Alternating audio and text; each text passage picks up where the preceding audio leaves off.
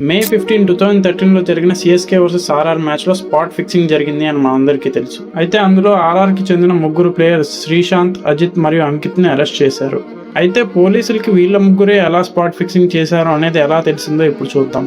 Delhi police కొంతకాలంగా under world network మరియు betting network చెందిన వ్యక్తుల ఫోన్ కాల్స్ ను ట్యాప్ చేస్తుంది. అయితే అందులో ఒక ఫోన్ కాల్ ని ఇంటర్సెప్ట్ చేసినప్పుడు వాళ్ళకి ఈ రోజు మ్యాచ్ లో స్పాట్ ఫిక్సింగ్ జరుగుతుందన్న విషయం తెలిసింది. ఇక్కడ స్పాట్ ఫిక్సింగ్ కి మరియు మ్యాచ్ ఫిక్సింగ్ కి ఉన్న తేడాని చూద్దాం. మ్యాచ్ ఫిక్సింగ్ అంటే మ్యాచ్ రిజల్ట్ ను ముందే డిసైడ్ చేసి ఆడే గేమ్. స్పాట్ ఫిక్సింగ్ అంటే పర్టికులర్ బాల్ మీద డిపెండ్ అయ్యే గేమ్. ఫర్ ఎగ్జాంపుల్, ఒక నో బాల్ వేయడం లేదా ఒక ఓవర్లో పర్టికులర్ నెంబర్ ఆఫ్ రన్స్ ఇవ్వడం. అయితే ఒక ప్లేయర్ స్పాట్ ఫిక్సింగ్ చేసే ముందు బుకీస్కి తెలిసేటట్టు సిగ్నల్ ఇవ్వాలి.